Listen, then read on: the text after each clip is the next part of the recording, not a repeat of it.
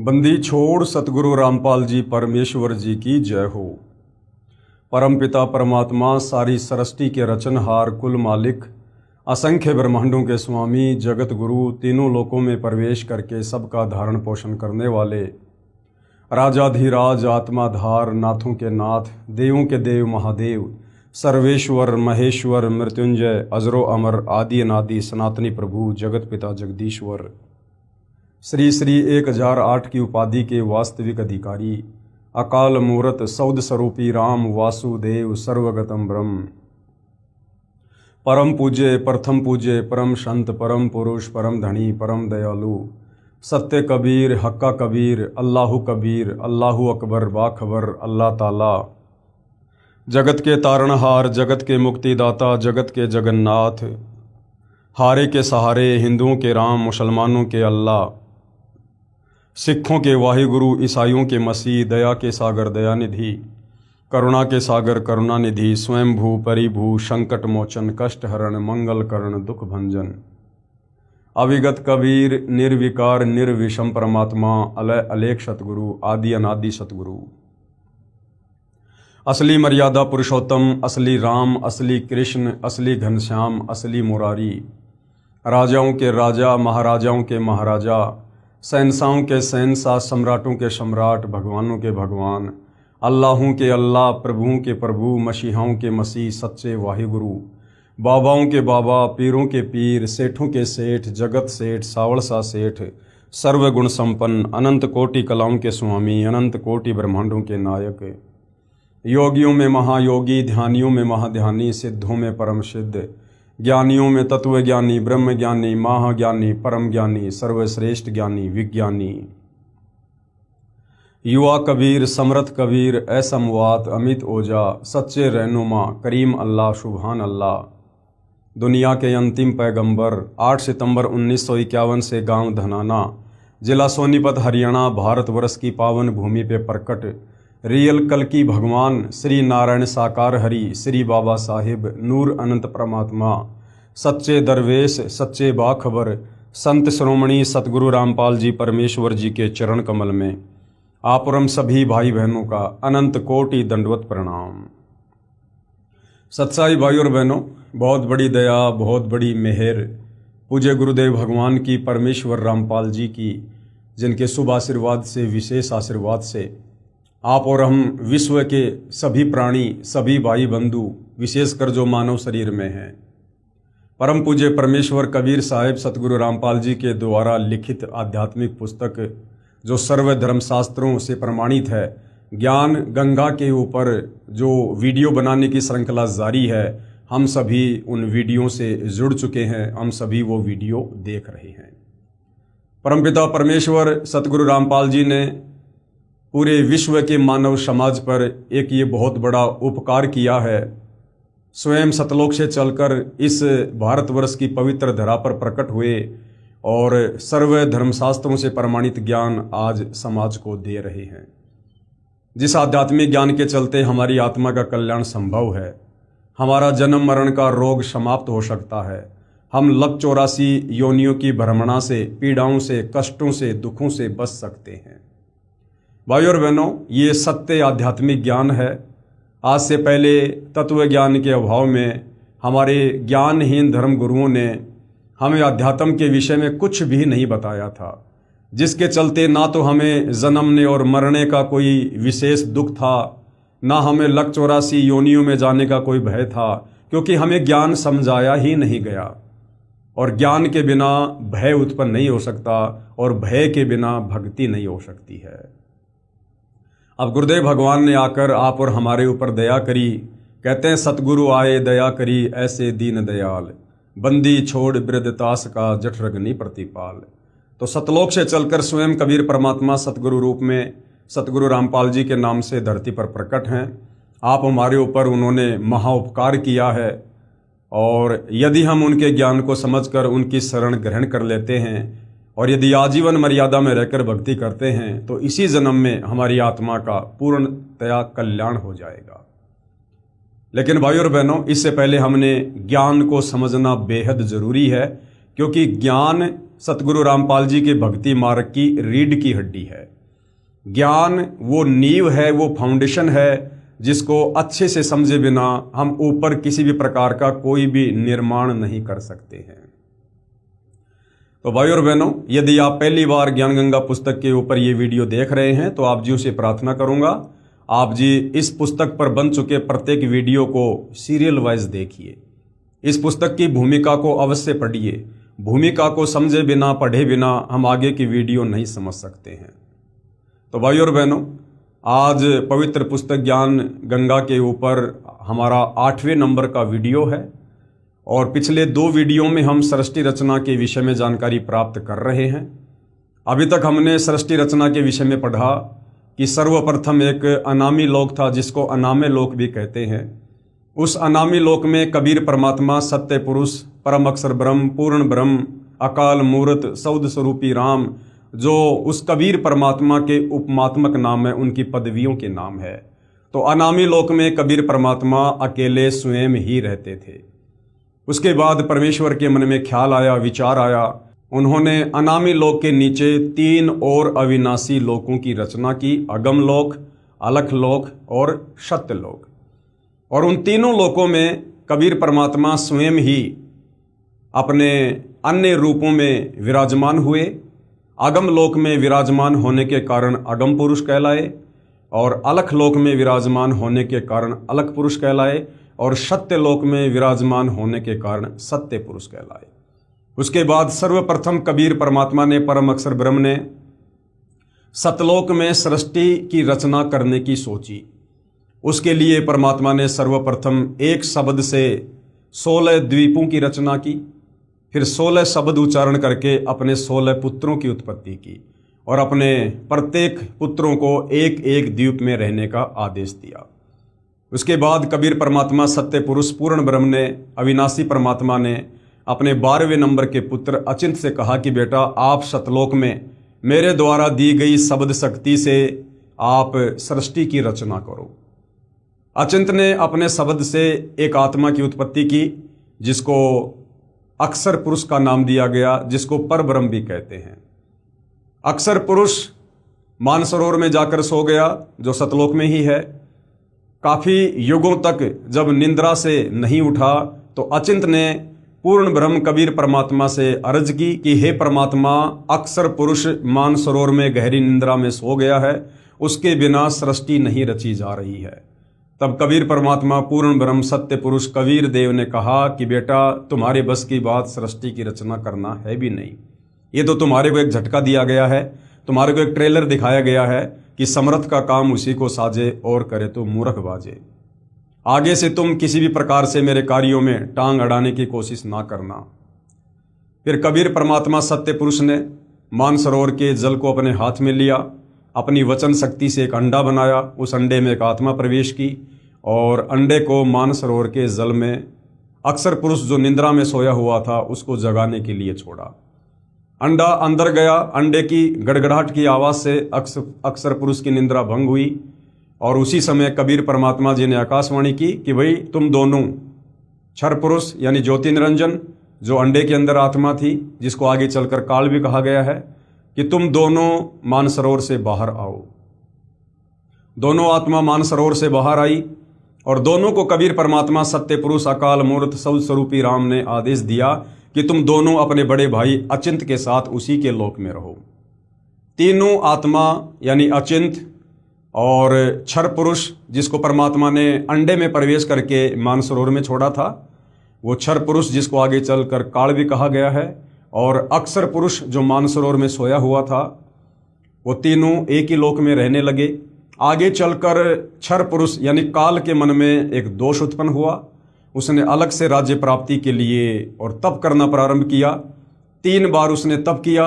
3 बार के तप के प्रतिफल में परमात्मा ने उसे 21 ब्रह्मांड दिए और सृष्टि को रचने की सामग्री 3 गुण और 5 तत्व दिए। और तीसरी बार के तप में जब उसने आत्माएं मांगी तो कबीर परमात्मा ने कहा कि भाई, आत्मा मैं किसी भी कीमत पर नहीं दे सकता, ये मेरे अंश हैं, ये मेरे बच्चे हैं। हाँ, यदि कोई अपनी सहमति से, अपनी स्वीकृति से, अपनी इच्छा से तेरे साथ जाना चाहता है तेरे 21 ब्रह्मांडों में, तो मैं भेज सकता हूँ, क्योंकि कबीर परमात्मा जी को पता था कि जब ये काल तप कर रहा था उस समय बहुत सी आत्माओं ने इस काल के ऊपर अपनी आसक्ति व्यक्त की कि देखो भाई कितना भयंकर तप कर रहा है, एक पैर पर खड़ा है, 70 युग प्लस 64 युग। तो आप और हम जितनी भी आत्माएं वर्तमान में काल के 21 ब्रह्मांड में फंसी पड़ी हैं, देवी देवताओं से लेकर ब्रह्मा विष्णु महेश से लेकर मानव शरीरधारी प्राणियों से लेकर गधे कुत्ते सूअर, हम सभी ने वहां पर काल के ऊपर आसक्ति व्यक्त की और अपने परमात्मा से अपना मन हटा लिया। ऊपर से हम दिखावा करते रहे कि परमात्मा जी हम आपको मानते हैं, लेकिन अंदर से काल के प्रति विशेष प्यार विशेष प्रेम उत्पन्न हो गया।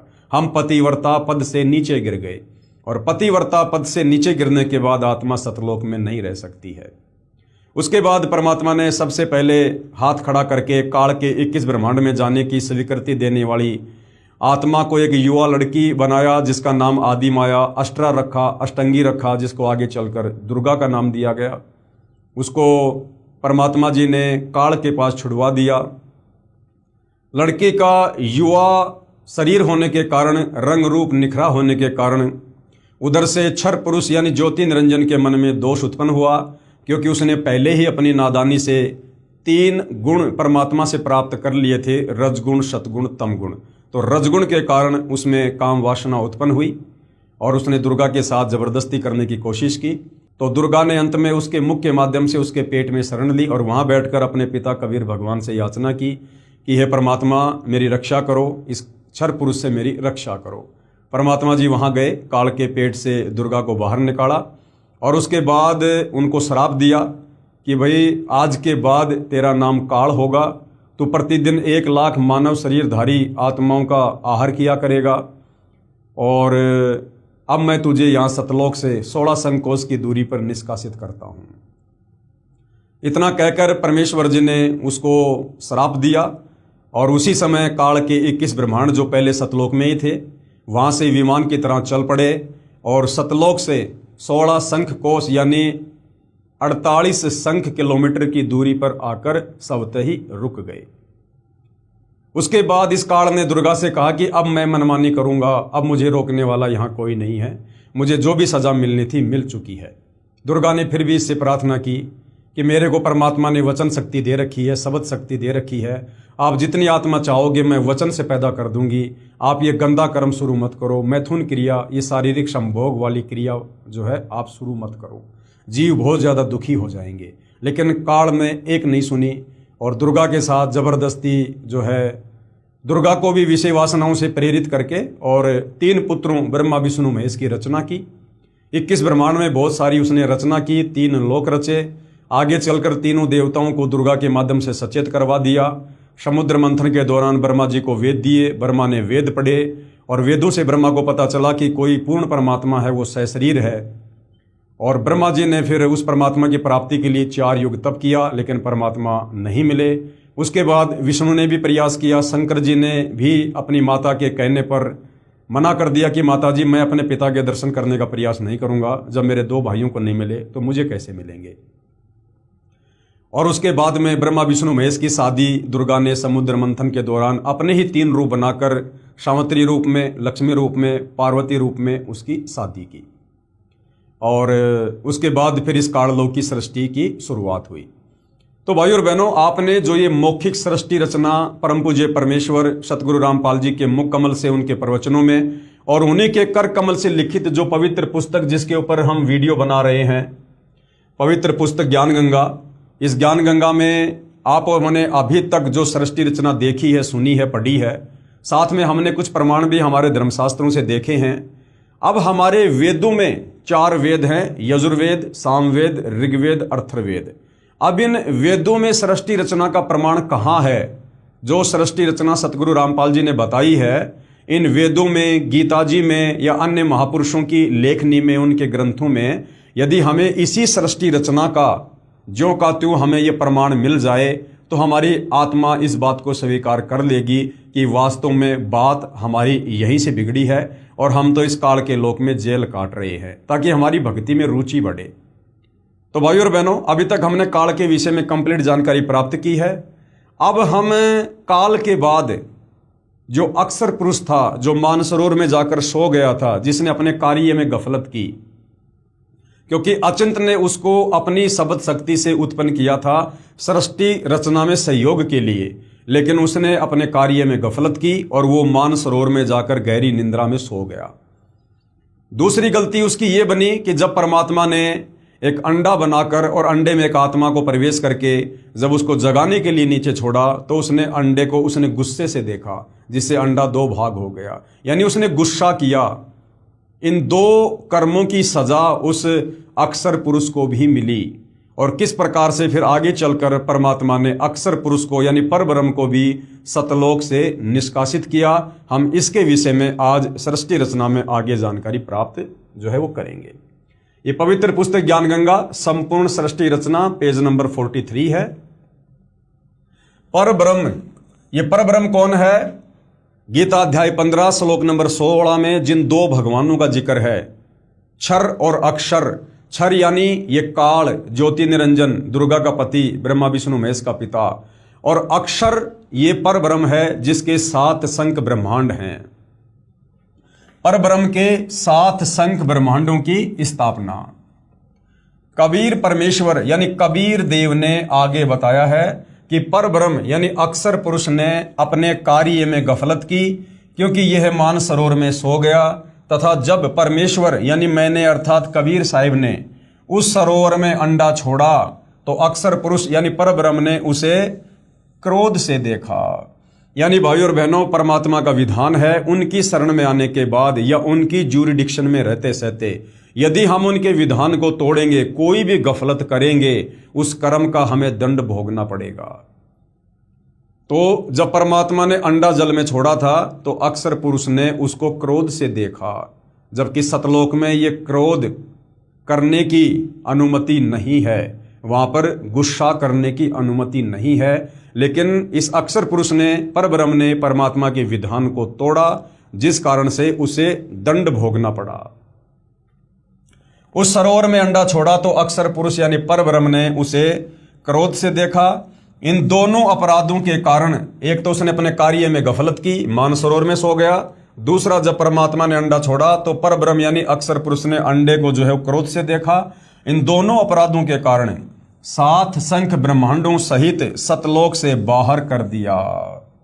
काल को 21 ब्रह्मांड सहित और इस परब्रह्म को अक्षर पुरुष को 7 शंख, नील शंख इतने ब्रह्मांड देकर इसको सतलोक से बाहर कर दिया।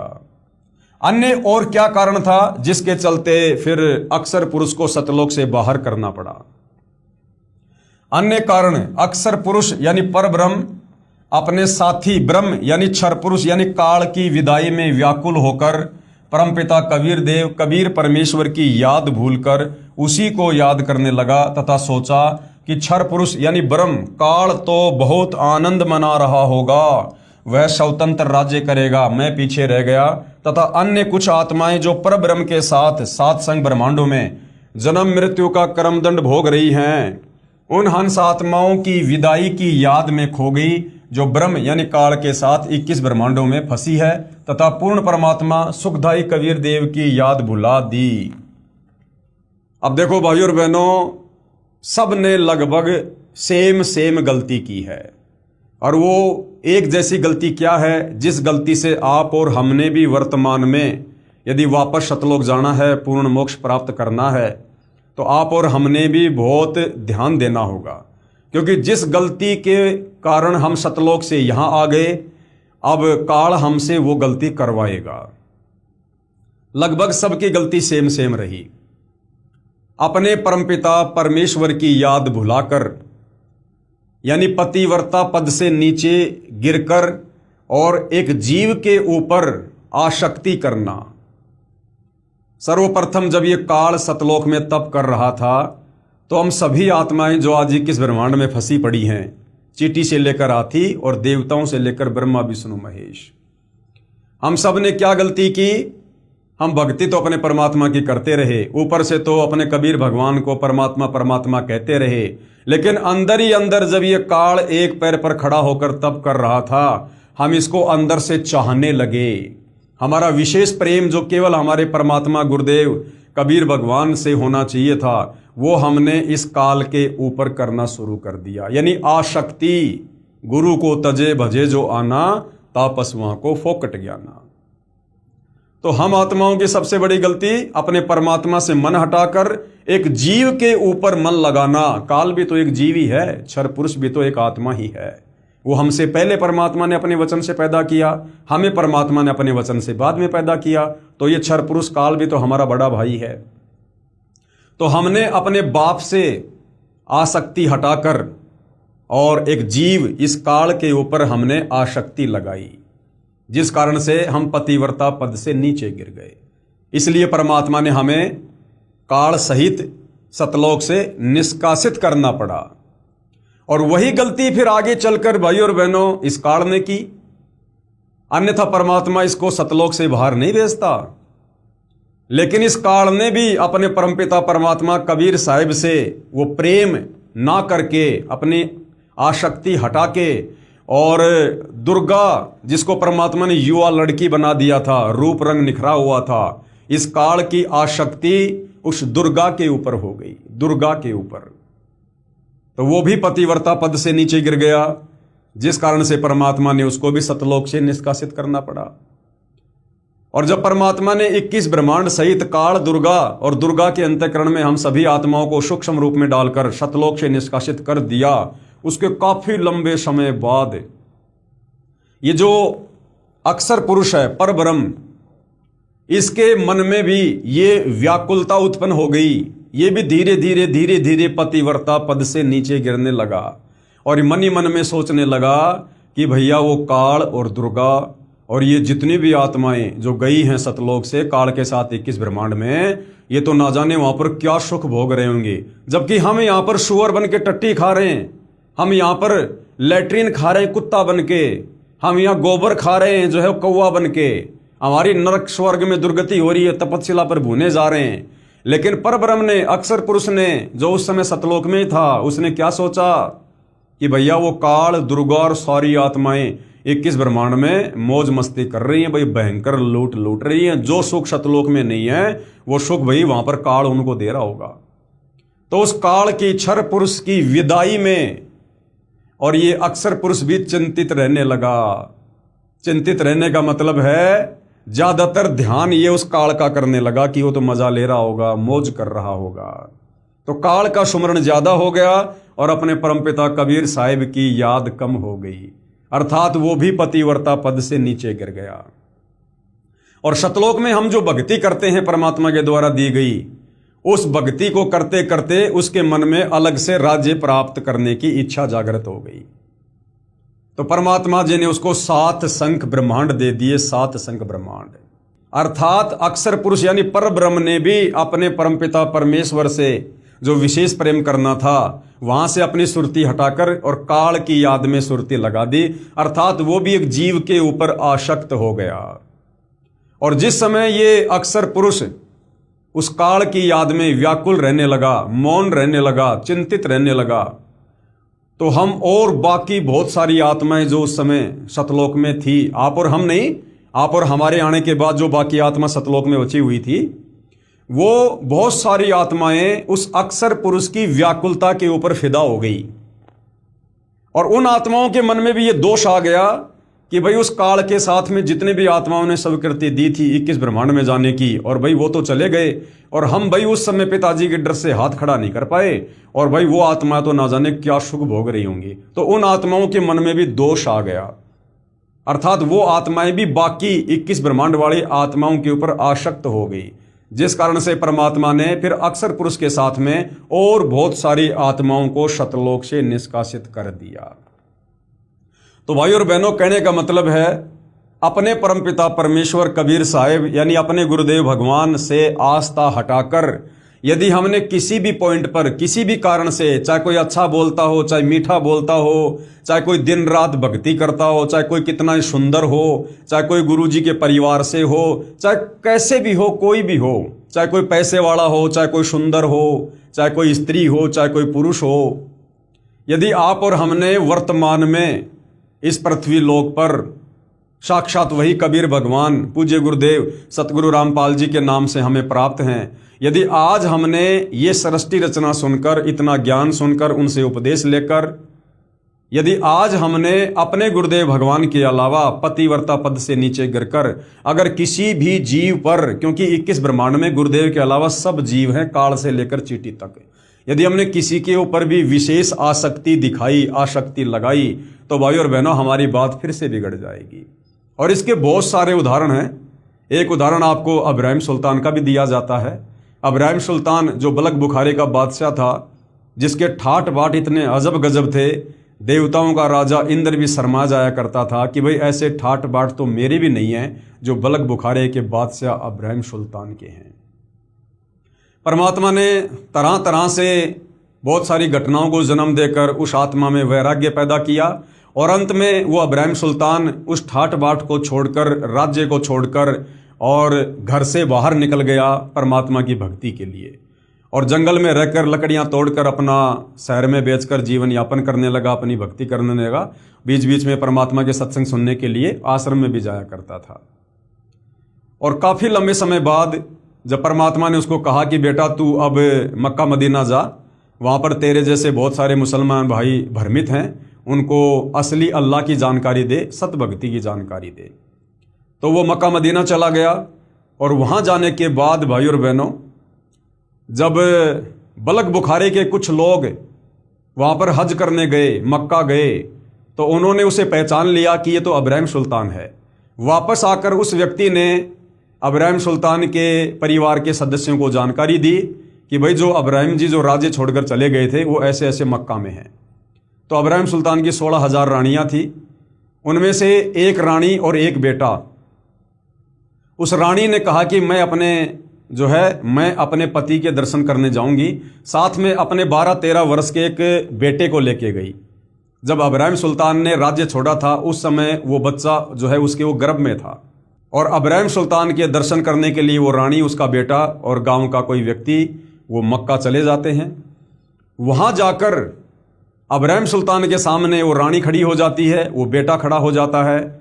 अब्राहिम सुल्तान के 16,000 रानियां थी, वो तो नहीं पहचान पाया, लेकिन उस बच्चे को देखकर और अब्राहिम उसके ऊपर आसक्त हो गया, एक टक उसकी तरफ देखने लगा।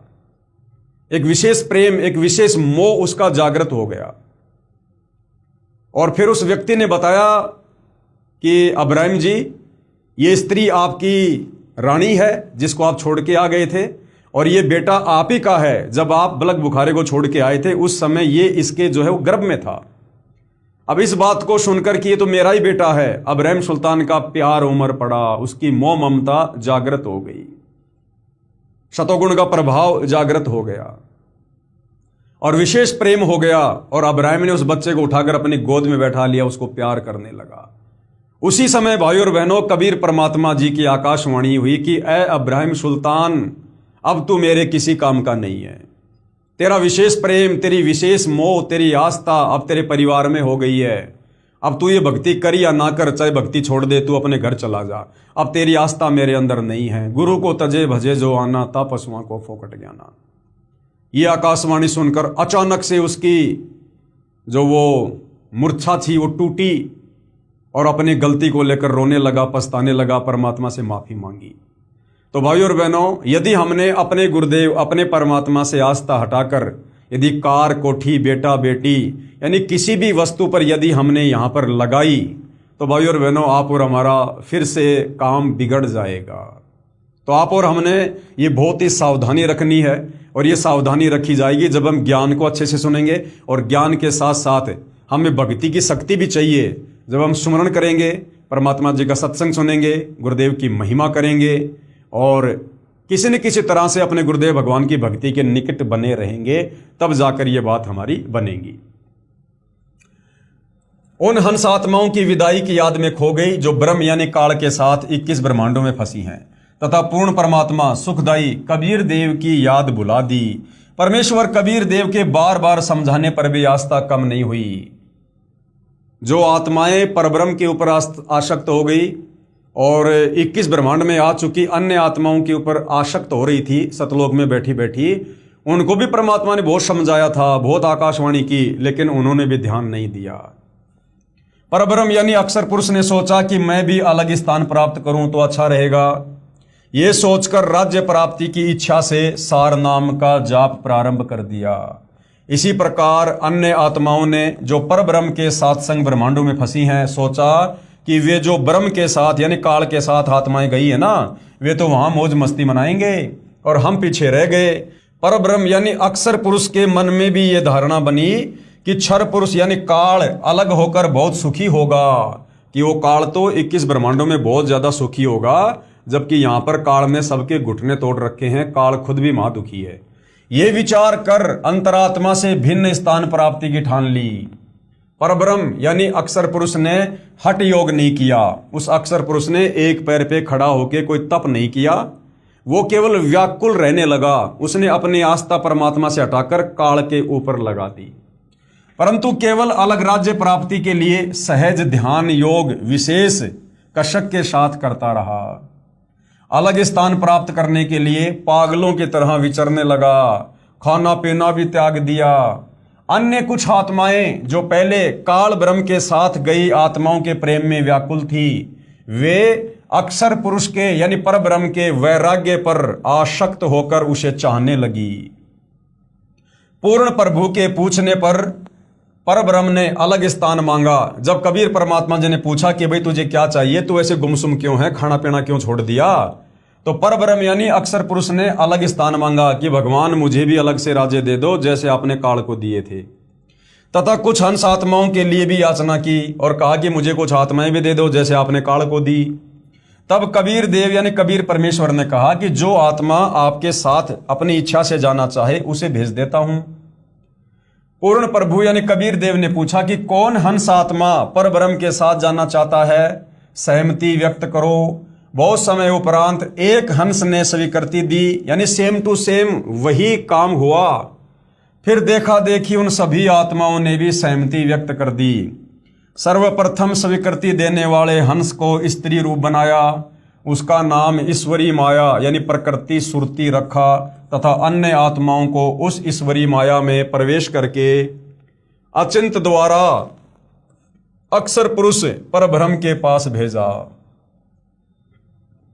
पतिव्रता पद से गिरने की सजा पाई। क्या सजा पाई? पतिव्रता पद से नीचे गिरने की। पतिव्रता पद यानी अपने परम पिता परमेश्वर, अपने पति परमेश्वर कबीर साहिब से आस्था कम करके और एक जीव के ऊपर आस्था लगा ली, तो पतिव्रता पद से गिरने की सजा पाई। इसी प्रकार भाई और बहनों, वर्तमान में गुरुदेव भगवान ने हमें जो भक्ति दे दी है और समझा दिया है कि बच्चों वो कबीर भगवान तुम्हारा गुरु ही है और कोई नहीं है। अब यदि हमने अपने गुरुजी के अलावा किसी और में भगवान को देखा, किसी और को इष्ट बनाया, किसी और की फोटो में हमने आस्था रखी, अपने गुरु के अलावा किसी और को कबीर परमात्मा के रूप में स्वीकार कर लिया, किसी और का हमने प्रकट दिवस मना लिया, बोध दिवस मना लिया, तो भाई और बहनों आप और हमारी भी बात बिगड़ जाएगी। पतिव्रता पद से गिरने की सजा पाई। कई युगों तक दोनों सात संग ब्रह्मांडों में रहे, परंतु परब्रह्म ने दुर्व्यवहार नहीं किया। इस परब्रह्म ने, अक्षर पुरुष ने वो गलती नहीं की उस ईश्वरी माया के साथ जो गलती उस काल ने दुर्गा के साथ की थी, जबरदस्ती करने की, बलात्कार करने की। वो गलती काल ने नहीं की, बल्कि इस परब्रह्म ने, अक्षर पुरुष ने उस ईश्वरी माया के साथ, जिसने सबसे पहले इस परब्रह्म के साथ जाने की स्वीकृति दी, जिसकी परमात्मा ने दुर्गा की तरह सुंदर युवा लड़की बनाकर उसके पास भिजवाया था, इन दोनों ने अपनी स्वेच्छा से, अपनी मर्जी से इन्होंने शारीरिक संबंध बनाए। इन्होंने जबरदस्ती नहीं की एक दूसरे के साथ, जिसके चलते सतलोक से तो इनको बाहर निकालना ही पड़ा।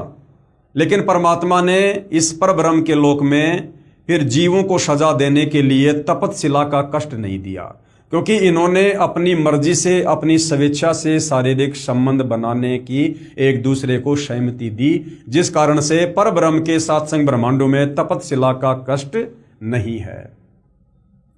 कई युगों तक दोनों सत्संग ब्रह्मांडों में रहे। कौन? अक्षर पुरुष और वो ईश्वरी माया। परंतु परब्रह्म ने यानी अक्षर पुरुष ने दुर्व्यवहार नहीं किया, बलात्कार नहीं किया, जबरदस्ती नहीं की। ईश्वरी माया की स्वेच्छा से अंगीकार किया, यानी शारीरिक संबंध बनाए, तथा अपनी शब्द शक्ति द्वारा नाखूनों से स्त्री इंद्री योनि बनाई। ईश्वरी देवी की सहमति से संतान उत्पन्न की। इसलिए परब्रह्म के लोक यानी सात संग ब्रह्मांडों में प्राणियों को तपतशिला का कष्ट नहीं है, तथा वहां पशु पक्षी भी ब्रह्मलोक के देवों से अच्छे चरित्र युक्त हैं। अब देख लो भाइयों और बहनों, गलत व्यक्ति की संगति, कुसंगति का भी कितना बड़ा दंड मिलता है। अब काल ने जबरदस्ती की दुर्गा के साथ में, हम आत्माओं ने तो नहीं की थी ना, हम आत्माओं ने तो नहीं कहा ना तू इसके साथ बलात्कार कर, शारीरिक संबंध बना, लेकिन जबरदस्ती किसने की? इस काल ने की दुर्गा के साथ, और सजा हम सभी जीवों को मिली। तपतशिला पर भून भून कर जो हम खाए जा रहे हैं ना, ये उसी कर्म की सजा है, ये उसी कर्म की सजा। अरे हमने तो केवल काल के ऊपर आसक्ति की थी 21 ब्रह्मांड में आने के लिए, और वो ही आसक्ति जो आत्माएं उस पर ब्रह्म के लोक में हैं, उन्होंने भी पर ब्रह्म के साथ सातसंग ब्रह्मांडों में जाने की इच्छा व्यक्त की, लेकिन पर ब्रह्म ने ईश्वरी के साथ जबरदस्ती नहीं की, बलात्कार करने का प्रयास नहीं किया, जिस कारण से सात संग ब्रह्मांड में रहने वाली आत्माओं को तपतशिला का कष्ट नहीं है। बाकी सारे कष्ट हैं, जन्मना, मरना, बेटा मरना, बेटी मरनी, स्वर्ग और नरक, पशु पक्षी, गधा कुत्ता सूअर, बाकी सब कष्ट जो के त्यों हैं जो यहाँ है। केवल सातसंग ब्रह्मांडों में तपतशिला पर भून भून कर जीव को नहीं खाया जाता। तो देख लो भाई और बहनों, गलती करी काल ने दुर्गा के साथ बलात्कार करने की, और सजा आज आप और हम सभी आत्माएं भोग रही हैं, क्योंकि हमने उसके ऊपर आसक्ति व्यक्त की। तो कुसंगति का कितना बड़ा दुष्परिणाम जीव को भोगना पड़ता है। इसलिए परब्रह्म यानी अक्षर पुरुष के सात संग ब्रह्मांडों में प्राणियों को तपतशिला का कष्ट नहीं है, तथा वहां पशु पक्षी भी ब्रह्मलोक यानी काल के देवों से अच्छे चरित्र वाले हैं। यानी अक्षर पुरुष के लोक में जो पशु पक्षी है ना, वो इस काल लोक के देवी देवताओं से भी अच्छे जो है वो चरित्र वाले हैं। आयु भी बहुत लंबी है, परंतु जन्म मृत्यु कर्म आधार पर वो कर्म दंड, यानी कभी आंख फूटना, कभी पैर कटना, कभी कुछ होना, तथा परिश्रम करके ही पेट पूर्ति होती है, काम धंधा करके ही वहां पर उदर पूर्ति होती है। स्वर्ग तथा नरक भी ऐसे ही बने हैं। परब्रह्म यानी अक्षर पुरुष को सात संग ब्रह्मांड उसके इच्छा रूपी भक्ति ध्यान अर्थात सहज समाधि विधि से की उसकी कमाई के प्रतिफल में प्रदान किए, तथा सत्य लोक से भिन्न स्थान पर गोलाकार परिधि में बंद करके सात संग ब्रह्मांडों सहित अक्षर पुरुष यानी अक्षर ब्रह्म व ईश्वरी माया को निष्कासित कर दिया। लेकिन परमात्मा ने उसे सतलोक में रखा नहीं, सतलोक के ही एक कोने में अलग से, और उसके सात संग ब्रह्मांडों को कैद कर दिया परमात्मा ने अपनी वचन शक्ति से, और उसको रख दिया। पूर्ण ब्रह्म कौन? कबीर परमात्मा, कबीर परमेश्वर, जिनको सत्य पुरुष भी कहते हैं। पूर्ण ब्रह्म सत्य पुरुष असंख्य ब्रह्मांडों जो सतलोक आदि में हैं, तथा ब्रह्म यानी काल के 21 ब्रह्मांडों तथा पर ब्रह्म के सात संग ब्रह्मांडों का भी प्रभु यानी मालिक है, अर्थात परमेश्वर कबीर देव कुल का मालिक है। अब ऊपर के चार लोक, अनामी लोक, अगम लोक, अलख लोक, शतलोक, फिर इस पर ब्रह्म के सात संग ब्रह्मांड और काल के 21 ब्रह्मांड, इन सब ब्रह्मांडों का स्वामी कौन है? कबीर परमात्मा, सत्य पुरुष। श्री ब्रह्मा जी, श्री विष्णु जी तथा श्री शिव जी आदि के चार चार भुजाएं तथा 16 कलाएं हैं। यानी अब आपको ये जितने भी नकली भगवान बन के बैठे हैं, ब्रह्मा विष्णु महेश दुर्गा काल और ये अक्षर पुरुष, इन सब की समर्थता बताई जा रही है, ये कितने समर्थ भगवान हैं। तो श्री ब्रह्मा, श्री विष्णु तथा श्री शिव जी जो इस काल और दुर्गा के तीनों ये पुत्र हैं, इनकी चार चार भुजाएं हैं। यानी ये केवल 4 भुजाओं से ज्यादा भुजाएं नहीं बना सकते, कम से कम 2 रख सकते हैं, ज्यादा से ज्यादा 4, तथा 16 कलाओं के भगवान हैं। तथा ये प्रकृति देवी यानी ये दुर्गा, इसकी 8 भुजा हैं। ये 8 भुजा ही बना सकती है, 6 भी कर सकती है, 4 भी, 2 भी, लेकिन ज्यादा से ज्यादा ये केवल 8 भुजा ही कर सकती है, 4 हाथ इस तरफ, 4 हाथ इस तरफ। तथा इसकी जो कलाएं हैं वो हैं 64 कला। और ब्रह्म यानी ये क्षर पुरुष, ये काल, इसकी 1000 भुजा हैं। ये 1000 भुजा बना सकता है, इससे ज्यादा नहीं, कम से कम 2 रख सकता है। तथा 1000 कलाएं हैं, तथा 21 ब्रह्मांडों का प्रभु है, इसके पास केवल 21 ब्रह्मांड ही हैं। दूसरा जो ये परब्रह्म है, अक्षर पुरुष है, इसकी कितनी समर्थता है? इसकी 10,000 भुजाएं हैं। अक्षर पुरुष यानी परब्रह्म 10,000 भुजा बना सकता है तथा 10,000 इसके पास में जो है ये कला है तथा 7 संग ब्रह्मांडों का ये प्रभु है और इसके पास में 7 संग ब्रह्मांड है। लेकिन जो पूर्ण ब्रह्म है, पूर्ण परमात्मा है, कबीर साहिब हैं, वो कितने समर्थ हैं? उनकी समर्थता बताई जा रही है। पूर्ण ब्रह्म परम अक्षर पुरुष अर्थात सत्य पुरुष की असंख्य भुजाएं, कोई गिनती ही नहीं है, काउंटलेस, तथा असंख्य कलाएं हैं, अनंत कोटि कलाओं के स्वामी हैं कबीर भगवान, तथा ब्रह्म के 21 ब्रह्मांड और परब्रह्म के 7 संग ब्रह्मांडों सहित असंख्य ब्रह्मांडों का स्वामी भी कबीर परमात्मा है। प्रत्येक प्रभु अपनी सर्व भुजाओं को समेट कर केवल 2 भुजाएं भी रख सकते हैं तथा जब चाहें सर्व भुजाओं को भी प्रकट कर सकते हैं। और पूर्ण परमात्मा यानी कबीर परमात्मा पर ब्रह्म के प्रत्येक ब्रह्मांड में भी अलग अलग स्थान बनाकर अन्य रूप में गुप्त रहता है। कबीर परमात्मा जी अक्षर पुरुष के 7 संग ब्रह्मांडों के प्रत्येक ब्रह्मांड में यानी एक एक ब्रह्मांड में परमात्मा कबीर भगवान अलग अलग रूप बनाकर, अलग अलग जगह बनाकर वहां भी परमात्मा रहता है। वहां की आत्माओं को भी परमात्मा, जो गलती उन्होंने सतलोक में की थी, वो सृष्टि रचना परमात्मा उनको भी समझाता है, उनसे भी परमात्मा भक्ति करवाता है, जैसे यहां आकर आप और हमसे करवा रहे हैं। पूर्ण परमात्मा यानी कबीर भगवान परब्रह्म यानी अक्षर पुरुष के प्रत्येक ब्रह्मांड में भी अलग स्थान बनाकर अन्य रूप में गुप्त रहता है। जैसे यहां पर परमात्मा ने काल के 21 ब्रह्मांड में मिनी सतलोक बना रखा है।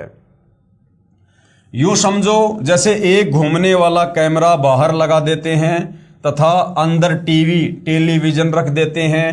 टीवी पर बाहर का सारा दृश्य नजर आता है तथा दूसरा टीवी बाहर रखकर अंदर का कैमरा स्थायी करके रख दिया जाए, उसमें केवल अंदर बैठे प्रबंधक का चित्र दिखाई देता है, जिसे सर्व कर्मचारी सावधान रहते हैं।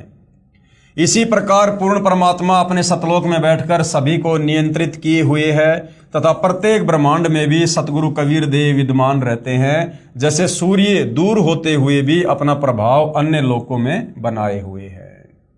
यानी क्या समझाया गया है, परमात्मा कैसे सर्व ब्रह्मांडों को कंट्रोल करते हैं। जैसे एक मैनेजर होता है, मैनेजर वो अपनी केबिन में अपने ऑफिस में बैठा होता है और उसके सामने कंप्यूटर होता है और बाकी जो कंपनी होती है, कंपनी में हर जगह कैमरे लगे होते हैं, अंदर बाहर हर जगह।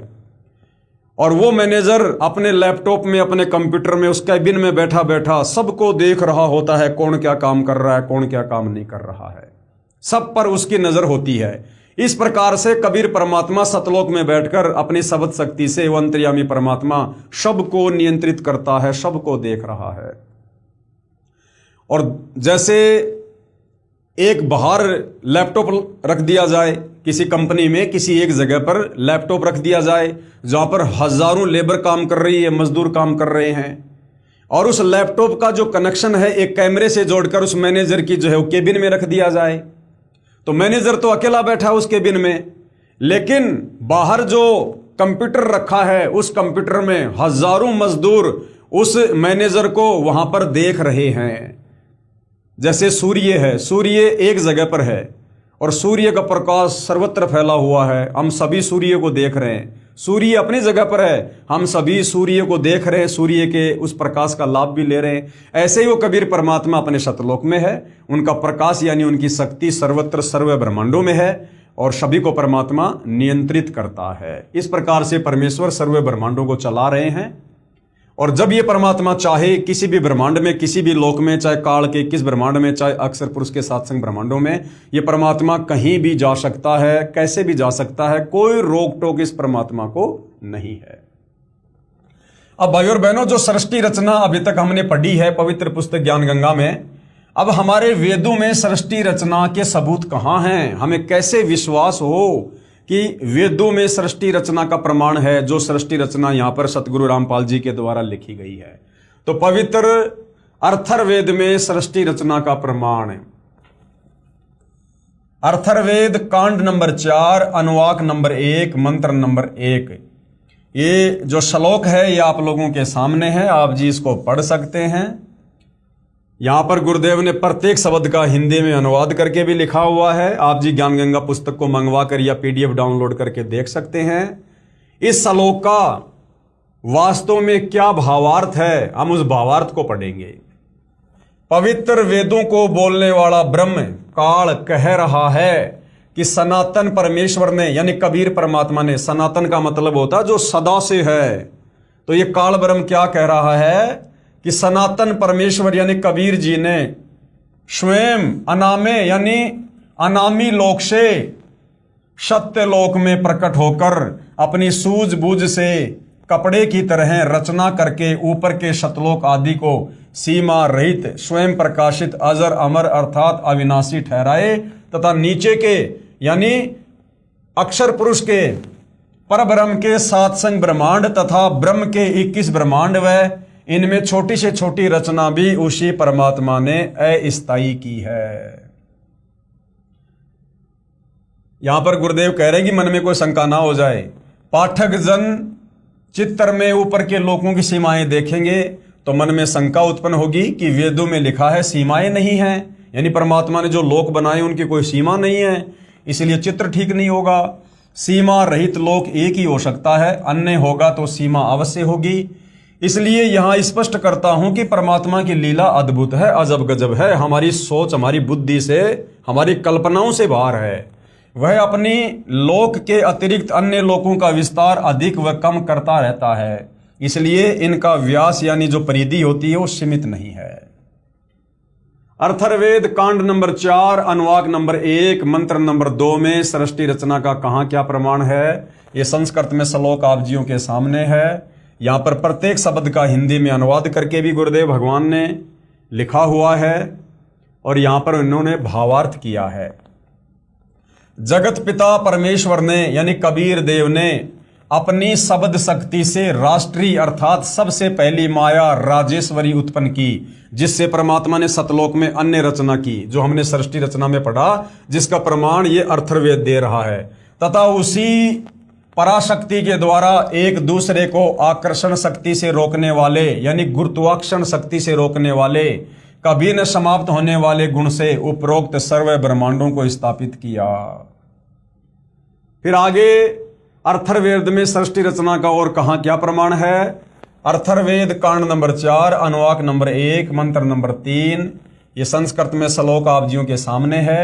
ये श्लोक इसलिए लिखे जा रहे हैं ताकि कोई संस्कृत का ज्ञाता हो जिसे अपनी विद्वता के ऊपर बहुत ज्यादा अभिमान हो या जो वास्तव में परमात्मा के विषय में जानना चाहता हो वो ढंग से देख ले, पढ़ ले और ये वेद लाकर मिलान कर ले ताकि मन में कोई शंका ना रहे। यहाँ गुरुदेव ने प्रत्येक संस्कृत के शब्द का हिंदी में अनुवाद करके भी समझाया है, लिखा है। हम सीधा सीधा इसके सीधे साधे भावार्थ को पढ़ेंगे।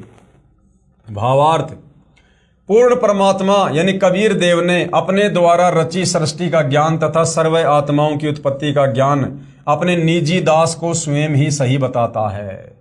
यह परमात्मा क्या करता है, जब भी इस पृथ्वी लोक पर आता है अपने द्वारा रची गई सृष्टि का यथार्थ ज्ञान अपने निजी दास को, अपने निजी सेवक को स्वयं ही यथार्थ बताता है। जैसे 650 साल पहले अपने निजी दास धर्मदास जी को बताया, फिर 300 साल पहले आदरणीय गरीबदास जी को बताया, दादू जी को बताया, मलुकदास जी को बताया, नानक जी को बताया।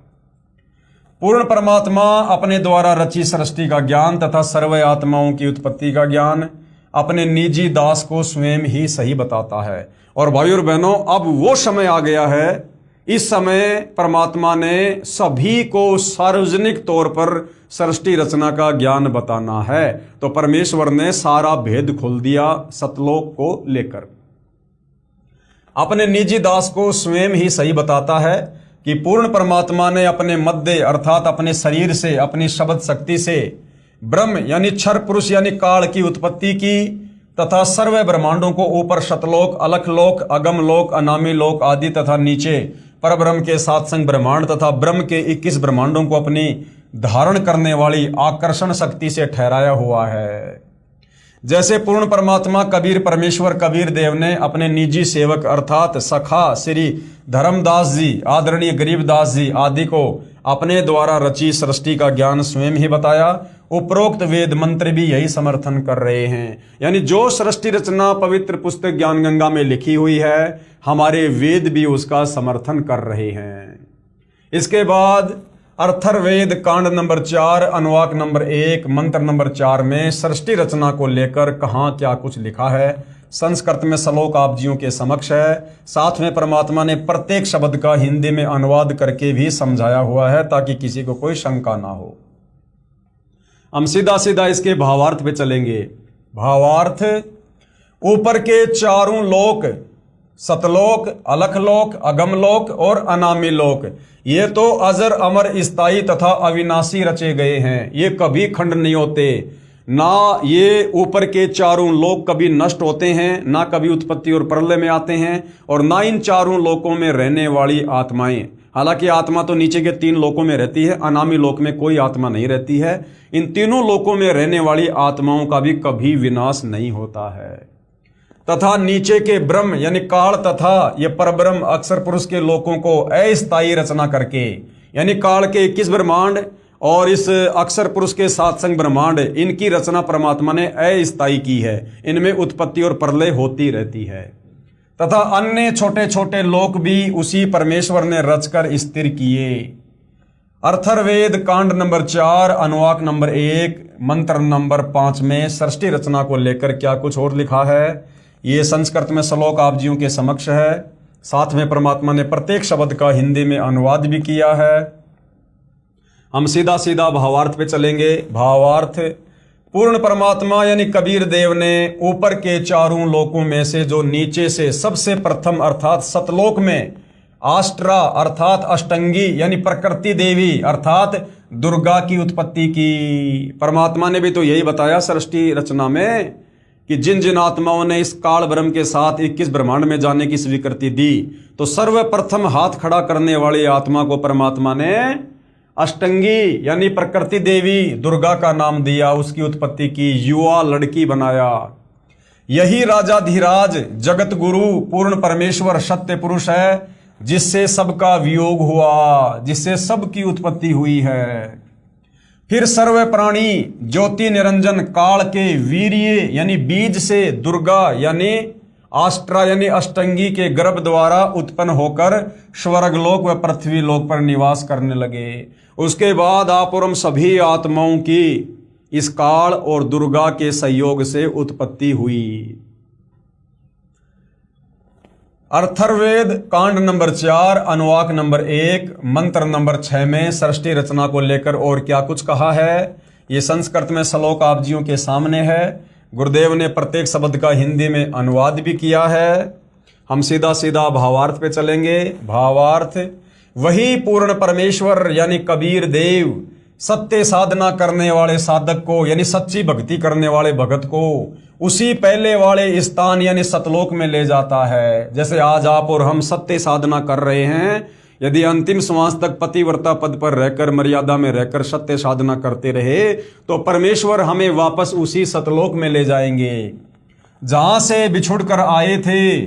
वहां उस वास्तविक सुखदाई भगवान को प्राप्त करके खुशी से आत्म विभोर होकर मस्ती से स्तुति करता है कि हे परमात्मा, असंख्य जन्मों के भूले भटकों को वास्तविक ठिकाना मिल गया। इसी का प्रमाण पवित्र ऋग्वेद मंडल 10 सूक्त 90 मंत्र 16 में भी है। आदरणीय गरीबदास जी को इसी प्रकार पूर्ण परमात्मा कबीर देव कबीर परमेश्वर स्वयं शत भक्ति प्रदान करके शतलोक लेकर गए थे। तब अपनी अमृतवाणी में आदरणीय गरीबदास जी महाराज ने आंखों देखकर कहा, क्या कहा? गरीब अजब नगर में ले गए हमको सतगुरु आन, और जिलके बिंब अगाध गति हम सूते चादर तान। क्या कहा आदरणीय गरीबदास जी ने कि अजब नगर में ले गए। ऐसा अजब गजब नगर यानी देश यानी ब्रह्मांड हमने आज से पहले कभी नहीं देखा, जहां इतने सुख हैं, इतने वैभव हैं। अजब नगर में ले गए हमको सतगुरु आन, यानी कबीर परमात्मा खुद जिंदा बाबा के रूप में गांव छुड़ानी में आए और मेरी आत्मा को अजम नगर सतलोक में ले गए। और जिलके बिंब अगाध गदी, वहां के नज़ारे देखकर, सतलोक के सुख देखकर हम सूते चादर तान, यानी हम निश्चिंत होकर बैठे हैं, अपनी भक्ति कर रहे हैं कि भैया हम अपनी आंखों से सतलोक देख कर आ गए और सतलोक जाने की भक्ति हमें परमात्मा ने गुरु रूप में आकर दे दी। अब यदि हम मर्यादा में रहकर भक्ति करते रहे तो हमारा मोक्ष तो निश्चित है। चादर तान कर सोने का मतलब है निश्चिंत होकर सोना। अथर्ववेद कांड नंबर 4, अनुवाक नंबर 1, मंत्र नंबर 7। ये संस्कृत में श्लोक आप जियों के सामने है। गुरुदेव ने प्रत्येक शब्द का हिंदी में अनुवाद करके भी समझाया है। हम सीधे सीधे भावार्थ पे चलेंगे। भावार्थ, इस मंत्र में यह भी स्पष्ट कर दिया है कि उस परमेश्वर का नाम कबीर देव अर्थात कबीर परमेश्वर है, जिसने सर्व रचना की है। अब भाई और बहनों, हमारे वेद इस बात की गवाही दे रहे हैं कि वो पूर्ण परमात्मा कौन है, क्या उसका नाम है, कहाँ रहता है, कैसा दिखाई देता है, कैसे मिलता है। हमारे नादान धर्मगुरु हमें निराकार निराकार कह के, या ज़्यादा से ज़्यादा ब्रह्मा जी परमात्मा है, विष्णु जी परमात्मा है, शंकर जी सबका स्वामी है, बस इतना कहकर छोड़ दिया करते थे कि अजरो अमर है, मृत्युंजय है। अब गुरुदेव भगवान ने बताया हमें, आज से पहले तो हमें ऊँट के मुंह में जीरे जितनी भी भक्ति की जानकारी नहीं थी, भले हम चारों वेदों को कंठस्थ याद करके दुनिया को ज्ञान समझाया करते होंगे। अब आकर गुरुदेव ने हमें यथार्थ भक्ति मार्ग बताया है, हमें यथार्थ ज्ञान बताया है।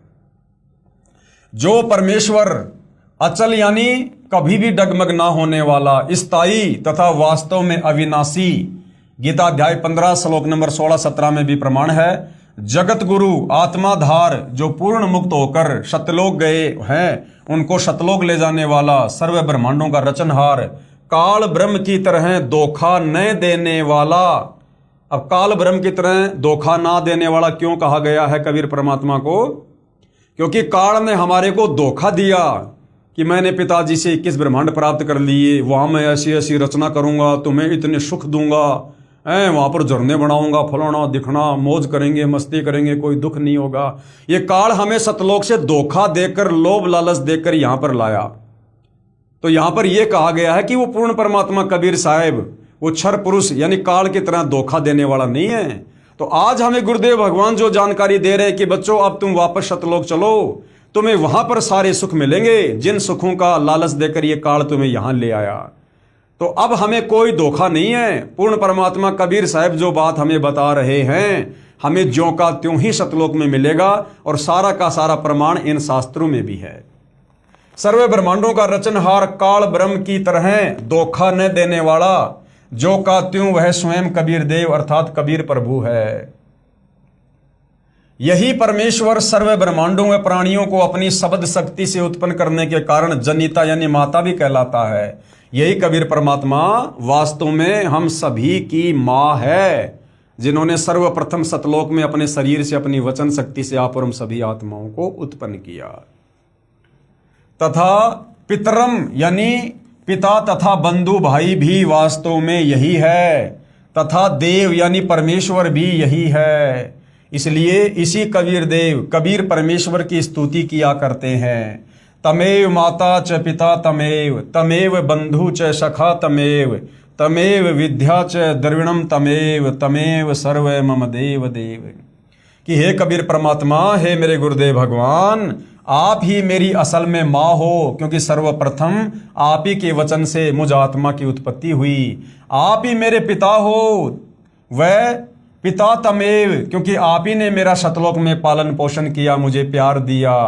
तमेव बंधु च सखा तमेव, एक भाई और एक सखा एक मित्र भी आप ही वास्तव में हो। तमेव विद्या च द्रविणम तमेव, आप ही से मुझे ज्ञान प्राप्त हुआ है, और द्रविणम यानी मेरा धन भी असल में आप ही हो। तमेव सर्व मम देव देव, आप ही मेरे सभी देव हो। आप ही मेरे ब्रह्मा, आप ही मेरे विष्णु, आप ही मेरे महेश, आप ही मेरे सब कुछ हो। तमेव सर्व मम देव देव। गुरुर ब्रह्मा गुरुर विष्णु गुरुर देव महेश्वर, गुरुर साक्षात पार ब्रह्म, तस्मै श्री गुरुवे नमः। इसी परमेश्वर की महिमा का पवित्र ऋग्वेद मंडल नंबर 1 सूक्त नंबर 24 में भी विस्तृत वर्णन है। आगे भाई और बहनों, पवित्र ऋग्वेद में सृष्टि रचना का प्रमाण है, यानी चारों वेदों में एक वेद जो ऋग्वेद है, जिन वेदों को हम सत्य मानते हैं, पूरे विश्व का प्राणी वेदों को सत्य मानता है। जो लोग हिंदू धर्म से संबंधित नहीं हैं वो लोग भी वेदों को परम सत्य मानते हैं। तो जो सृष्टि रचना अभी तक हमने केवल मौखिक सुनी है, इस पवित्र पुस्तक ज्ञान गंगा में लिखी हुई पढ़ी है, जो परमेश्वर रामपाल जी ने लिखी है, हमें किसी प्रकार की कोई शंका ना हो, कोई संशय ना हो, तो हमारे धर्मशास्त्रों में इस सृष्टि रचना का कहाँ कहाँ प्रमाण है हमारे विश्वास के लिए, ताकि हम दृढ़ होकर भक्ति मार्ग पर लग सकें, आत्मा का कल्याण करवा सकें। इसलिए गुरुदेव भगवान इन धर्मशास्त्रों से सृष्टि रचना का ये प्रमाण दे रहे हैं।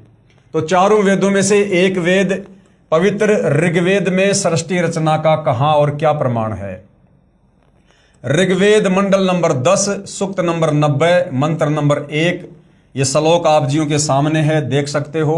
साथ में प्रत्येक शब्द का गुरुदेव भगवान ने हिंदी में अनुवाद भी किया हुआ है। हम सीधा सीधा इसके भावार्थ पर चलेंगे कि ये श्लोक क्या कह रहा है सृष्टि रचना को लेकर।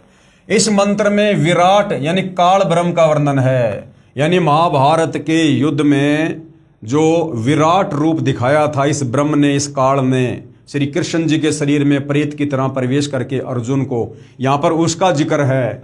इस मंत्र में विराट काल ब्रह्म का वर्णन है। गीता अध्याय 10-11 में भी इसी काल ब्रह्म का ऐसा ही वर्णन है। तथा अध्याय 11 मंत्र नंबर 46 में अर्जुन ने कहा कि हे सहस्त्राबाहु, सहस्त्राबाहु यानी हजारों हाथ वाले भगवान, अर्थात हजार भुजा वाले, आप अपने चतुर्भुज रूप में दर्शन दीजिए। अब भाई और बहनों, हजार भुजा, सहस्त्राबाहु वाला भगवान, हजार भुजा वाला भगवान तो 21 ब्रह्मांड में केवल ये काल है जिसकी 1000 भुजा हैं, जो अभी आप और हमने ये पढ़ा। जिसके हजारों हाथ पैर, हजारों आंखें कान आदि हैं, वह विराट रूप काल यानी क्षर पुरुष अपने अधीन सर्व प्राणियों को पूर्ण काबू करके, अर्थात 20 ब्रह्मांडों को गोलाकार परिधि में रोककर और स्वयं इनसे ऊपर अलग 21वें ब्रह्मांड में बैठा है। उसके बाद ऋग्वेद मंडल 10 सूक्त 90 मंत्र 2 में सृष्टि रचना को लेकर क्या प्रमाण है। संस्कृत में श्लोक आप जियों के सामने है।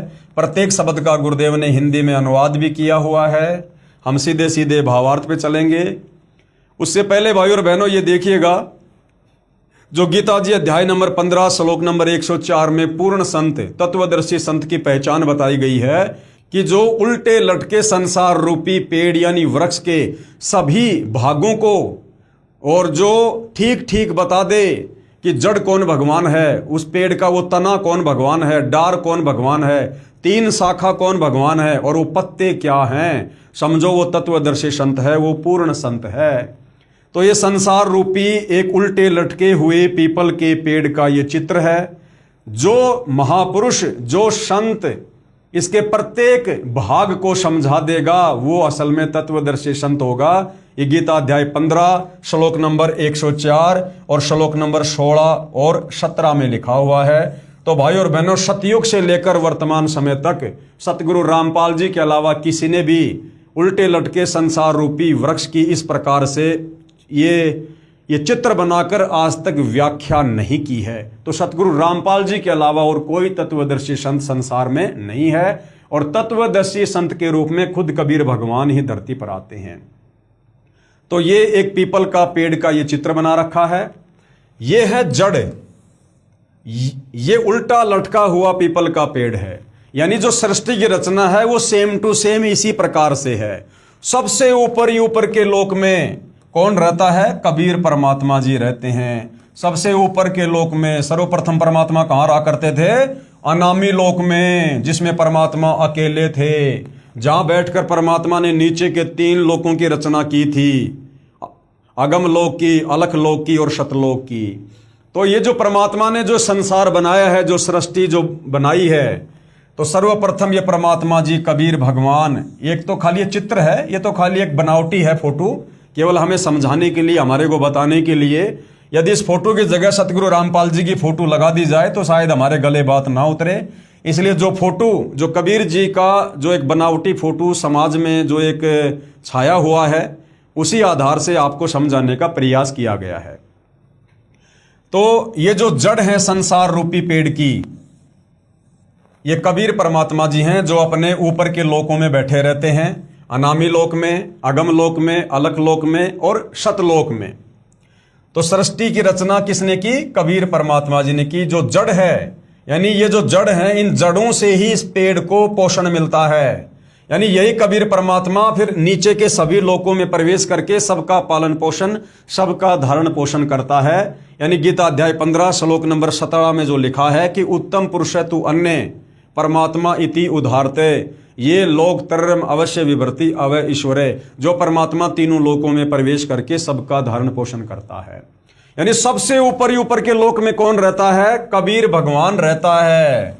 और ये परमात्मा आप और हमें आसानी से नहीं मिलता है, गुप्त रहता है। जिस प्रकार किसी भी पेड़ की जड़ बाहर दिखाई नहीं देती है, वो जमीन के अंदर रहती है, जहां से पूरे पेड़ को पोषण मिलता है, खाद मिलता है, पानी मिलता है। ऐसे ही नीचे के सारे संसार को ये कबीर परमात्मा ही सबको पोषण देता है।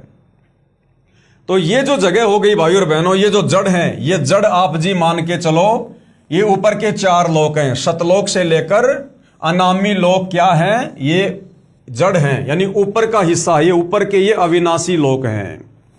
उसके बाद परमात्मा जी ने ये जो पेड़ का जो ये तना है, जो मोटी डार है, ये तना, ये समझो अक्षर पुरुष है, परब्रह्म, जिसके 7 शंख ब्रह्मांड हैं, जो परमात्मा ने सतलोक के नजदीक ही एक गोलाकार व्यास में रोक रखे हैं। तो उसके बाद ये 7 शंख ब्रह्मांड हैं अक्षर पुरुष के। ये जो ये परब्रह्म है, जिसका जिक्र गीता जी अध्याय 15 श्लोक नंबर 16 में है कि संसार में 2 भगवान हैं, क्षर पुरुष और अक्षर पुरुष। तो ये संसार रूपी पेड़ का नीचे का जो हिस्सा है, ये है इस अक्षर पुरुष के 7 शंख ब्रह्मांड। उसके बाद भाइयों और बहनों, ये इस पेड़ से जो एक मोटी डार निकल रही है, ये है क्षर पुरुष, यानी ये काल ब्रह्म, जिसके 21 ब्रह्मांड हैं। 7 शंख ब्रह्मांडों के नीचे फिर काल के 21 ब्रह्मांड हैं। तो ये जो मोटी डार है संसार रूपी पेड़ की, ये क्या है? ये काल है। 21 ब्रह्मांड है जहां पर आप और हम सभी प्राणी रहते हैं। यहां पर 21 ब्रह्मांडों में फंसे पड़े हैं। और उसके बाद ये जो पेड़ है, ये पेड़ की जो ये टहनी है, जो मोटी, जो ये ब्रह्म है, काल है, 21 ब्रह्मांड है इसके। इसने फिर 3 जो बेटे जो उत्पन्न किए थे, यानी इस डारी से जो 3 ये शाखाएं निकल रही हैं, 3 जो शाखाएं निकल रही हैं, ये 3 शाखाएं क्या हैं? ये ब्रह्मा विष्णु महेश हैं, तीनों देवता हैं। इस काल के 3 पुत्र हैं, इस पेड़ की 3 शाखाएं। और इन तीनों शाखाओं ब्रह्मा विष्णु महेश के नीचे फिर जो ये पत्ते हैं पेड़ के, ये कौन है? ये आप और हम सभी जीव हैं, आम प्राणी हैं, मानव शरीरधारी स्त्री पुरुष हैं, गधे कुत्ते सूअर हैं। जो ब्रह्मा विष्णु महेश के तीनों इन गुणों से हम सभी क्या हैं? हम सभी जो है वो प्रभावित हैं। ब्रह्मा जी के रजोगुण से हम सभी, ये पत्ते रूपी इंसान, जीव जंतु, हम सभी संतान उत्पत्ति करते हैं। और विष्णु जी के सतोगुण के प्रभाव से हम सभी ये पत्ते रूपी इंसान, ये प्राणी, हम सब एक दूसरे से मोह ममता में बंधे हुए हैं। और शंकर जी के तमोगुण के प्रभाव से हम सभी जीव, हम प्राणी, मानव शरीरधारी जो भी हैं, हम आपस में राग द्वेष ईर्ष्या मन मुटाव लड़ाई झगड़ा। तो ये है संसार रूपी पेड़, जो गीता अध्याय 15 श्लोक नंबर 1 से 4 और श्लोक नंबर 16 से 17 में बताया गया है। और कहा गया है कि जो संत, जो महापुरुष इस संसार रूपी उल्टे लड़के पीपल के वृक्ष को, कि इसकी जड़ कौन भगवान है, इसकी जड़ कौन भगवान है, और ये जो ये तना है ये कौन भगवान है, और ये जो डार है मोटी डार ये कौन भगवान है, और ये जो शाखाएं हैं 3, ये ब्रह्मा विष्णु महेश रूपी शाखा ये कौन है, और ये पात रूप संसार कौन है, ये पत्ते रूपी कौन है, ये आप और हम सभी जीव हैं। जो इस प्रकार से इस पेड़ को समझा देगा, स वेद विद, यानी शास्त्रों से, गीता जी से, वो तत्वदर्शी संत होगा। और तत्वदर्शी संत की भूमिका खुद कबीर भगवान खुद ही निभाता है। तो इस प्रकार से भाई और बहनों पूरी सृष्टि की रचना हो रखी है।